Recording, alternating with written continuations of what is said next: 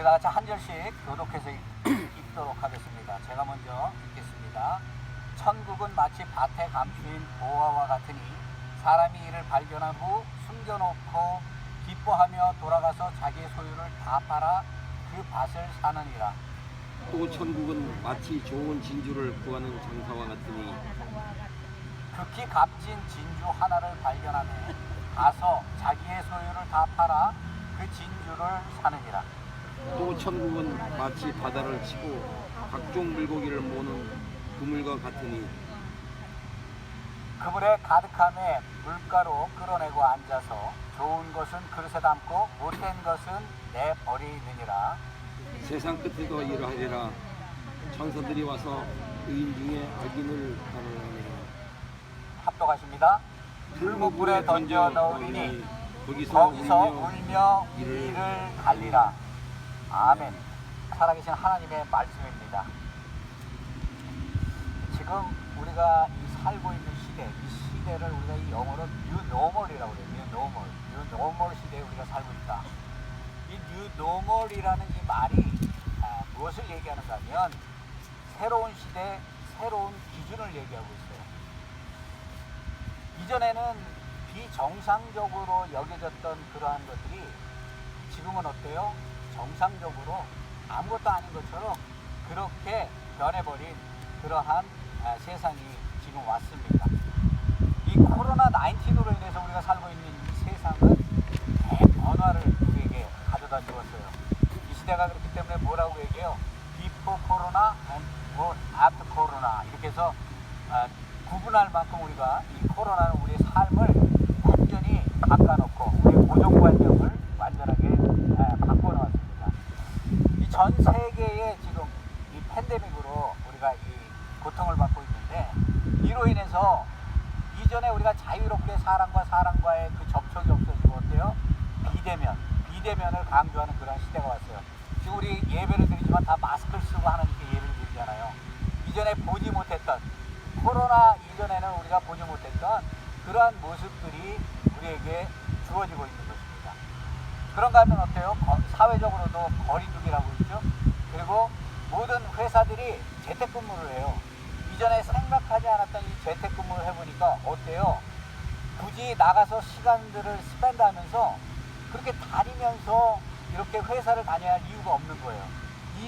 이윤을 창출하는데 그리고 그들이 모여서 화상 채팅이나 뭐나 이런 걸로 회의라든가 모든 계획하는 것들이 다 해결이 되는 거예요. 우리가 잘 알다시피 이렇게 화상 채팅이라든가 이 재택근무라든가 이러한 모든 것들 우리 일상생활이 코로나로 인해서 완전히 변해버렸습니다. 그런가 하면은 이 나라들은 어때요? 이전에는 글로벌 시대다 그래갖고 서로 나누고 서로 필요한 것을 수입하고 수출하고 이렇게 살다가 이제는 자국의 힘으로 갱생해야 하는 그러한 시대가 왔습니다. 그렇기 때문에 자기 나라의 힘으로 그 모든 국가적인 그러한 모든 필요와 소비를 해결해야 하는 그러한 시대가 온 거예요. 그죠? 이렇게 세상은 급변하고 있어요. 그런데 여러분 잘 생각해 보세요. 제가 지난주에 우리 그 목사님들 세미나가 있어서 이 세미나를 참석을 했는데 사실상 우리 이 교회도 이렇게 변화가 되고 있죠. 우리가 지금 이렇게 야외 예배를 드리고 있고 실내 예배를 우리가 드리지 못하잖아요. 그죠? 그리고 교회 자체에도 이제는 예전처럼 이렇게 보이는 예배 중심이 아니라 동영상을 통해서도 예배가 가능하구나. 사람들이 이렇게 인식하는 이러한 시대가 왔어요. 그러다 보니까 어때요? 이 사람들이 하나님의 말씀이나 교제나 정말 그 사귐이나 우리가 그 초대교회에 나타났던 사도행전에 나타났던 그런 초대교회의 모습이 아니라 우리의 상황에 맞춰서 우리가 그 모든 걸 해석하고 그것을 받아들이는 그러한 예배의 형식을 그전에는 이해할 수도 없고 받아들일 수 없던 것들을 받아들이는 그러한 시대가 됐습니다. 한마디로 얘기해서 혼란스러운 시대예요. 혼란스러운 시대. 이때 우리가 많은 교회들이 모여서 어떤 얘기들을 하는가 하면 동영상을 한다거나 아니면 지금 신방 같은 것도 어렵잖아요. 그러니까 동영상으로 신방한다는 거예요. 모든 것을 온라인으로 해결을 하려고 이렇게 교회들이 계획을 합니다. 근데 저는 마음속으로 그런 생각을 했어요. 여러분, 코로나가 있기 전에 우리의 모습이 어땠어요? 우리 마음대로 살았잖아요. 마치 우리가 누릴 수 있는 거, 우리가 할 수 있는 거 모든 걸 누리고 살았는데, 코로나라는 것이 병이 발병을 해서 사람들의 생명을 위협하고 생명을 앗아가니까 한순간에 그 삶이 이렇게 바뀌었단 말이에요. 이와 마찬가지로 우리가 지금 코로나로 어려움을 겪고 있지만 사실요, 이게 내일 당장이라도 만약에 완전한 100% 개런티하는 그런 백신이 나온다면 이 모든 우리가 걱정하고 염려하고 이 모든 문제는 해결되는 거예요. 그런데 교회들은 자생하고 자기네들끼리 살아가기 위해서 무엇을 궁리하는가 하면 어떻게 하면 더 온라인 동영상을 생생하게 사람들에게 전달할 수 있고 어떻게 하면 그것을 통해서 사람들이 예수 그리스도를 믿고 그것을 통해서 선교하고 전도가 가능할 수 있는가, 이걸 모여서 목사님들이 연구하고 계획하는 거예요. 여러분, 세상이 많은 변화가 있고요, 세상에 여러 가지 문제가 있지만요, 문제와 상황을 바라보고 인간의 머리로 그것을 해결하려고 한다고 해서 이 문제가 해결되는 게 아니죠. 이러할 때일수록 신앙인들이 찾아가야 할 그러한 길은 무엇이에요? 신앙의 본질을 찾는 거예요. 신앙의 본질. 신앙의 본질. 하나님이 온 우주 만물을 창조하셨고 하나님이 이 모든 것을 주관하시고 섭리하시는 주권자라는 거. 그리고 우리가 예수 그리스도를 믿음으로 우리가 이러한 모든 상황, 어려움과 고난을 이겨낼 수 있다는 이 믿음을 가지고 믿음으로 나아가는 거. 이게 바로 우리의 신앙의 본질이다라고 이렇게 얘기할 수 있습니다. 이렇게 신앙의 본질, 예수 그리스도를 바라보는 것. 우리가 이 상황을 인간의 지혜와 인간의 생각으로 해결하려는 그러한 계획보다 우선적으로 우리의 신앙이 온전하게 세워져야 한다는 것이에요. 여러분, 동영상을 보면요, 저도 이렇게 설교를 준비하다 보면 간혹가다, 물론 제가 여러 가지 주석도 보고 묵상도 하고 하지만 때로는 저도 온라인에 목사님들 설교를 볼 때도 있어요. 그것을 통해서 그 온전한 그 해석을 할 수 있기 때문에. 근데 보면요, 이단들이 거기에다 이렇게 올려놔가지고 교리를 잘못 왜곡시키고 사람들을 미혹하거든요. 신앙의 깊이가 없는 사람들이 동영상에 온라인 상태에 지금 들어가 있다 보면요, 많은 이단들이 거기서 사람들을 미혹시키고 실족시킵니다. 말 그대로 교주를 세워놓고 성령님이라고 얘기하고 이상하게 교묘하게 성경을 해석함으로 인해서 어때요? 많은 그 기독교인들, 참다운 예수 그리스도를 바라보는 사람들을 실족하게 하는 이러한 경우가 있어요. 우리가 하나님의 말씀을 온전히 깨닫기 위해서는 그 진리를 우리가 바라볼 줄 알아야 되고 진리를 구별할 줄 알아야 되고 그 진리의 가치를 판단할 줄 아는 그러한 말씀의 깊이가 우리 안에 있어야 하는 것이에요. 그 말씀이 우리를 구원시키고 그 말씀이 우리를 영원한 천국으로 인도해 주리라는 것을 분명히 믿습니다. 덴마크의 그 철학자이면서 신학자였던 키에르게고르가 했던 이러한 한 예화가 있습니다. 하루는 어떤 보석상에 이 도둑이 들었어요. 근데 이 도둑이 밤에 들어가지고 그 보석에 얼마나 비싸고 값지고 가치 있는 보석들이 많겠어요. 근데 거기 들어가서 그걸 들고 나오면 잡힐 것 같은 거예요. 그러니까 이 사람이 머리를 써서 어떻게 했는가 하면 거기에 붙여져 있는 보석의 가격을 다 바꿔놨어요. 그래서 제일 비싼 가격에다가 제일 싼 가격의 그 보석 가격을 붙여놓고 제일 싼 보석에다가 제일 비싼 가격을 붙여놓은 거예요. 그렇게 하고 밤에 몰래 그것을 빠져나왔습니다. 그리고 다음날 해가 떴어요. 해가 떴는데 사람들이 오는 거예요, 이제 그 보석을 사기 위해서. 그런데 이 사람들이 보석에 흥미는 있지만 어떤 보석이 참 가치가 있는지 알지 못하는 거예요. 그러니까 뭘 보고 사겠어요? 가격표를 보고 사는 거예요. 그 똑같은 보석인데 이 보석은 싼 거고 이 보석은 비싼 건데 가격을 바꿔놓으니까 그 제일 싸구려 그 보석을 제일 비싼 값을 주고 사더란 얘기입니다. 여러분, 우리가 삶을 살아가는 데 있어서 가치를 분별하는 것, 이것은 너무나 중요한 것입니다. 우리가 지금 이 혼란과 어려움 속에서 우리가 바라봐야 할 그러한 참된 가치의 기준이 무엇인가, 우리가 정말 무엇을 바라보고 무엇을 의지하고 나가야 하는가. 어렵고 힘들지만 진리의 해답은 어디 있어요? 예수 그리스도에게 있습니다. 우리가 알아보면요, 악이 복으로 바뀌고 예수 그리스도를 바라보면 고난과 고통이 기쁨으로 변하는 거예요. 아멘. 고통이 있고 괴로움이 있고 내가 감당할 수 없는 문제를 만날 때 내가 내 힘으로 하려고 그러면 그 스트레스 때문에 삶이 쓰러져요. 하지만 무릎 꿇고 하나님한테 간절히 하려고 담대함으로 나아가면 하나님께서 나도 모르는 사이에 그 문제를 해결해 주시는 것으로 분명히 믿습니다. 아멘. 우리가 그 가치를 부여잡고 나가야 돼요. 하나님의 말씀을 붙들고 나가야 합니다.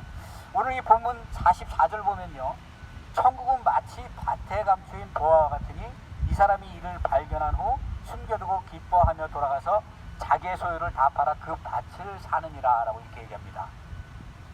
어떤 사람이 밭을 가다가 보화를 발견했어요. 이 사람이 나중에 그 밭을 산 것을 이렇게 보게 되면 그 밭의 주인이 아니에요. 그죠? 그러니까 예전에는 소장농이 있었죠. 남의 밭에서 일을 해주고 임금을 받는 이런 소장농을 하는 일꾼이었던 것 같습니다. 그가 열심히 일을 하면서 밭을 가는데 그 사람이 뭘 발견했어요? 보화를 발견하게 된 거예요.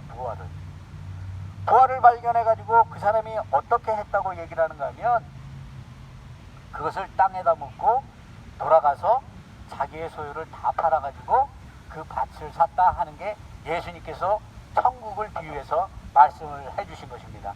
여러분, 이 당시에는 요즘처럼 이런 보물이 있으면 우리는 뭐 은행에다 맡기고 아니면은 정말 우리가 그 소중하게 집에다 금고, 아무도 가져갈 수 없는 금고를 머리맡에다 두고 아니면 벽에다가 금고를 만들어 놓고 이렇게 해서 그 중요하고 아주 소중한 것들을 감춰 놓잖아요. 그죠?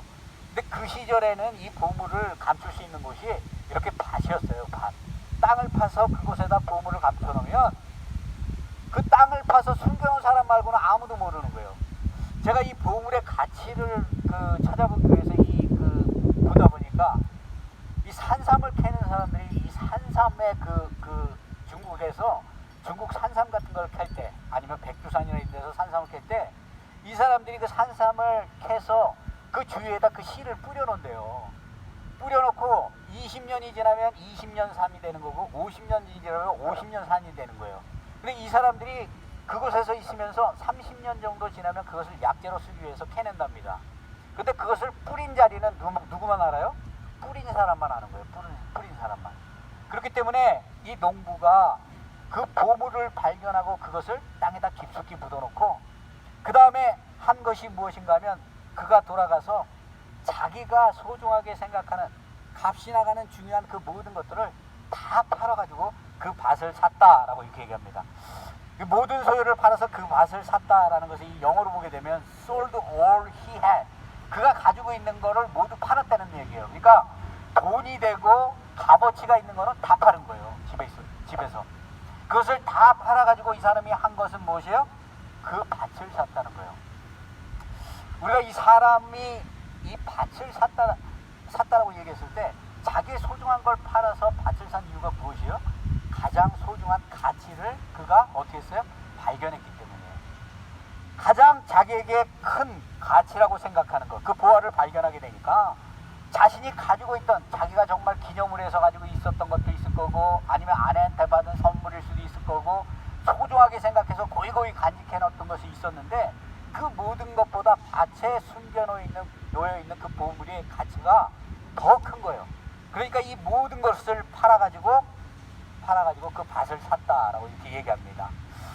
천국은 밭에 감추인 보화처럼요 이렇게 쉽게 사람들의 눈에 띄지 않습니다. 이와 마찬가지로 복음은 숨겨져 있는 보화와 같은 거예요.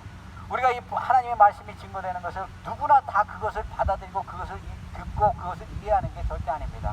성령을 통해서 하나님의 영을 통해서 우리가 그 하나님의 말씀을 마음으로 기쁘게 받고 그 말씀대로 살아가기 위해서 그렇게 노력하는 것 역시도 하나님의 영의 역사인 것을 분명히 믿어야 돼요. 에베소서 3장 9절에 보면요, 영원부터 만물을 창조하신 하나님 속에 감추어졌던 비밀의 경륜이라고 얘기해요. 천국을 그리고 복음을.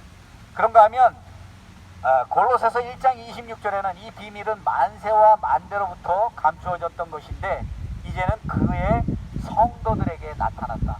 감춰졌다는 거예요. 보물과 같이 감춰진 것을 어떻게 예수님께서 우리에게 허락하셨다는 거예요. 이 보물의 이 진리의 가치, 이 가치를 아는 우리들은 하나님께 구원을 받은 자들이고 이미 하나님의 천국 백성인 것이죠. 그렇기 때문에 하나님의 가치를 알고 하나님의 말씀의 가치를 아는 이러한 그 택함받은 하나님의 백성들, 이 백성들은 이미 세상의 가장 중요한 진리의 가치를 우리가 알고 있는 사람들이다라고 이렇게 얘기할 수 있습니다. 하나님의 상급을 받은 그러한 사람들이라고 얘기할 수 있어요. 에베소서 1장 8절에서 9절을 보게 되면 이는 그가 모든 지혜와 총명으로 우리에게 넘치게 하사 그 뜻의 비밀을 우리에게 알리셨으니 곧 그 기쁘심을 따라 그리스도 안에서 때가 찬 경륜을 위하여 예정하신 것이다. 하나님이 택하신 하나님의 백성들에게 그 계시의 말씀, 우리가 날마다 이 말씀을 나누는 이 계시의 말씀을 비밀로 우리에게 그 계시를 드러내 주셨다는 거예요. 이것은 아무나 알 수 있는 것이 아니라 하나님께 택함 받은 이러한 하나님의 백성들에게만 허락이 됐다는 얘기예요. 그 이야기는 무엇을 얘기합니까? 가치를 우리는 하나님에 의해서 그 참된 그 진리의 가치, 이 세상에서 가장 소중한 가치가 무엇인가 하는 것을 우리는 아는 그러한 사람이라는 것이에요.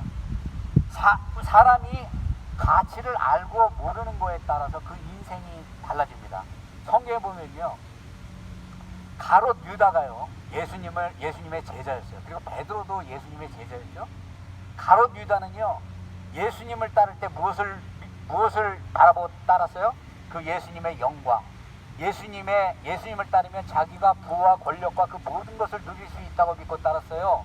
근데 예수님이 십자가를 지시는 그 모습을 보니까 무엇이 보이는 거예요? 가롯 유다에게 자기가 얻을 수 있는 것을 하나도 얻을 수 없는 것으로 보이는, 영적으로 닫혀 있는 것이에요. 그가 하는 일이 무엇입니까? 은 30세겔을 가지고 예수님을 파는 거예요. 그런데 베드로도 이렇게 보게 되면, 베드로의 인생을 보게 되면 그가 예수님을 쫓을 때 처음에는 그러한 모습으로 쫓았어요. 하지만 그가 나중에 부활하신 예수님을 만나고 난 다음에 자기가 예수님을 부인하고 십자가를 부인하고 예수님을 저주까지 했지만 부활하신 그 예수님을 만나고 그 부활의 참 가치를 깨달았을 때 예수님의 제자가 되고 예수님의 사도가 되어서 자신의 생명까지도 아끼지 않고 예수 그리스도 십자가만을 증거하는 참된 사도의 삶을 살게 됐습니다. 이와 같이 참 가치를 아는가 알지 못하는가에 따라 우리의 인생의 결과가 달라지는 거예요. 두 번째는요, 밭을 사기 위해서 이 사람이 무엇을 했나 하면 자신의 모든 것을 팔았다라고 이렇게 오늘 본문에서 얘기합니다. 그는 보물이 중요한 것을 알고 자신이 가지고 있는 이 모든 것을 팔았어요. 모든 것을 팔았다는 것은 희생을 얘기하는 거예요. 우리가 성도들이 하나님께 택함을 받고 우리는 영원한 천국 백성이지만 우리가 천국 백성으로서의 삶을 살아가기 위해서는 우리가 버려야 할, 희생해야 할 그러한 것들이 있다는 것을 얘기하는 것입니다. 당시에 이 사람이 만약에 보화를 발견했을 때 그 보화가 자기 게 아니잖아요. 그죠? 그러면 양심적으로나 도덕적으로나 그 밭의 주인에게 그 보화를 갖다 줘야 되는 거예요. 그런데 이 사람이 밭을 감추고 난 다음에 자기의 비싸고 돈 될 수 있는 모든 걸 다 팔아서 그 밭을 샀단 말이에요.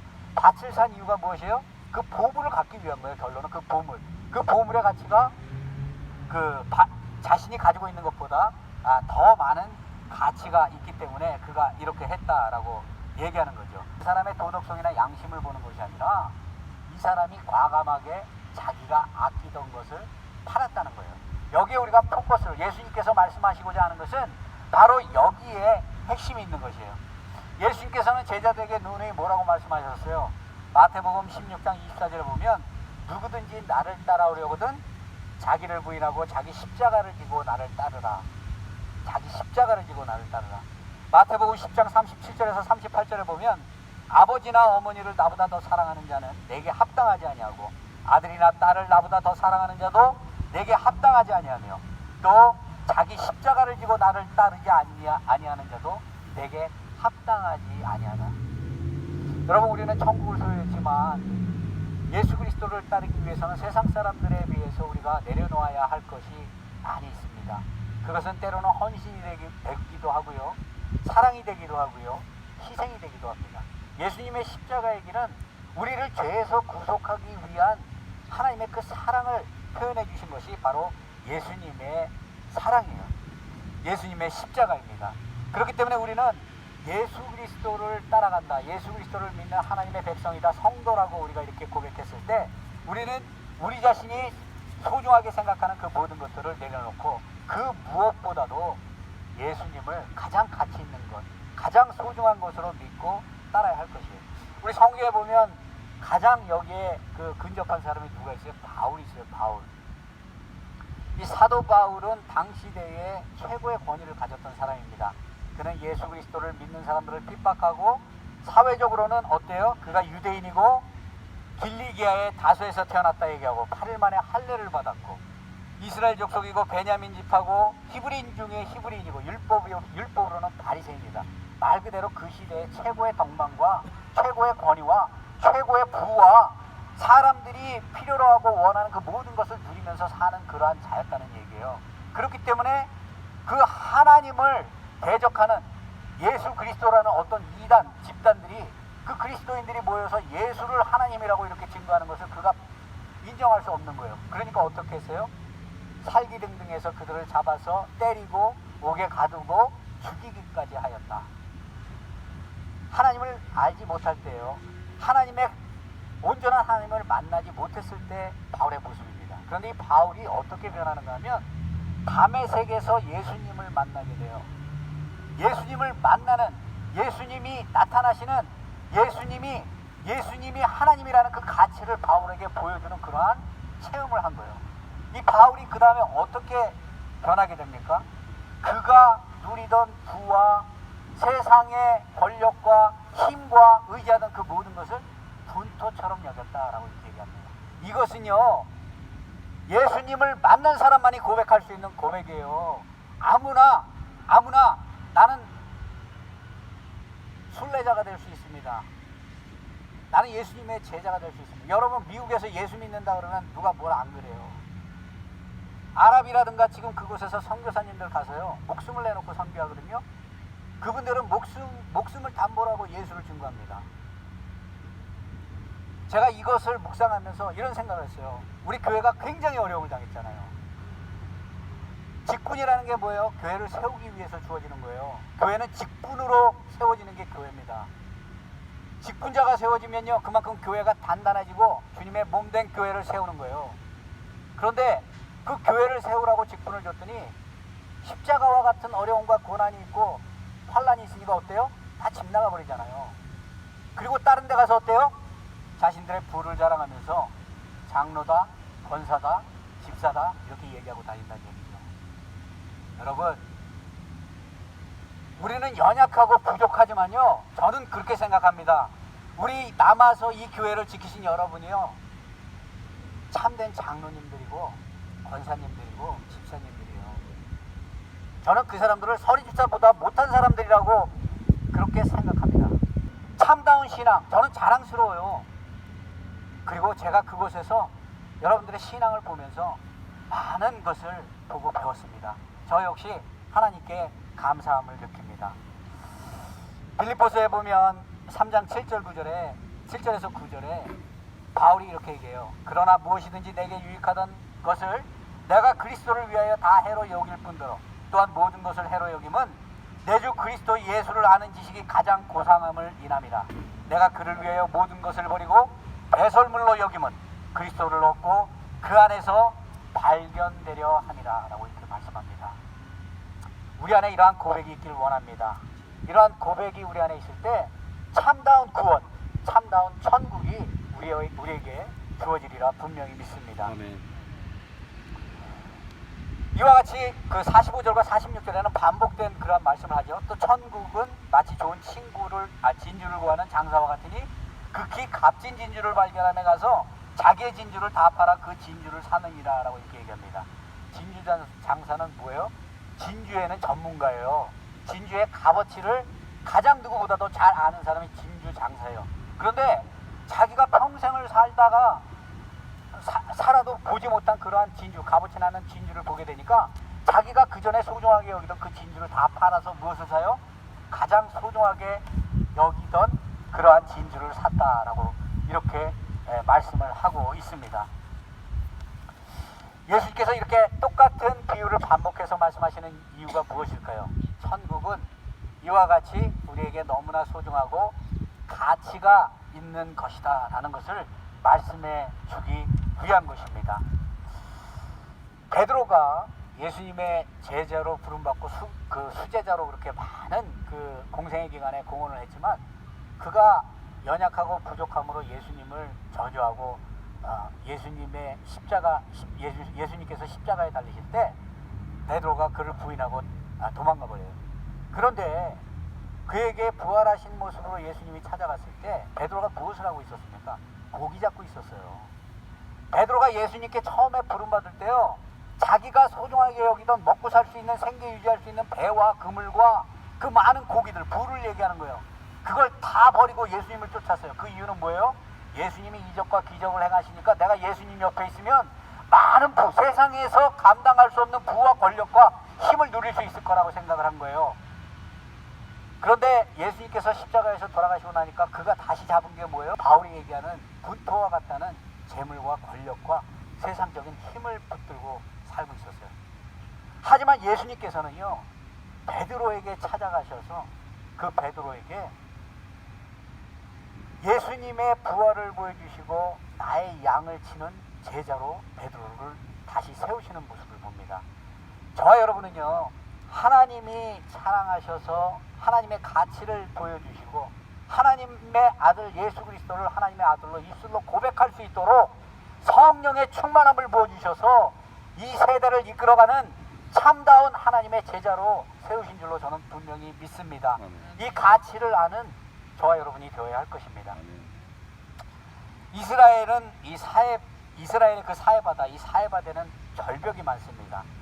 양치기가 양이 동굴 안으로 들어가다 보니까 그 양을 찾기 위해서 그 동굴 안에다가 돌멩이 하나를 집어 던졌다는 얘기죠. 그랬더니 쨍그랑거리고 소리가 나는 거예요. 그리고 그곳에 들어가 봤더니 항아리 안에 두루마리가 있는 것을 발견을 했어요. 이 양치기가 너무나 무지하고 아무것도 모르는 거예요. 그러니까 그것을 고물상에 갖다가 척하니 팔아버렸습니다. 그리고 난 다음에 어떤 사람이 그것을 발견을 했는데 그것을 이상하게 여겨서 그것을 연구해 보니까 그 안에 이사야의 그 원본이 있고 원본이 들어 있고 또 어때요? 하박국 선지자의 그 말씀이 원본이 그 안에 들어 있는 거예요. 여러분, 양치기는요, 참다운 가치를 모르는 거예요. 하지만 이 사람은 성경 하나님의 말씀을 찾아내고 그가 참다운 그 가치를 그것을 통해서 발견해낸 거예요. 저와 여러분, 정말 하나님께서 사랑하셔서 세우신 그러한 그 하나님의 백성들이고 하나님의 자녀들입니다. 우리가 이러한 가치를 믿고 의지하고 정말 예수 그리스도만을 믿고 의지하고 나아갈 때 세상의 모든 권세나 부나 모든 우리가 원하는 그 모든 것들은 예수님께서 우리에게 복으로 이미 허락하시고 그 모든 문제들을 해결해 주시리라 믿습니다. 이러한 축복이 저와 여러분의 삶 속에서 이번 한 주 동안에도 언제나 함께하기를 주의 이름으로 축원드립니다. 아멘. 기도하겠습니다.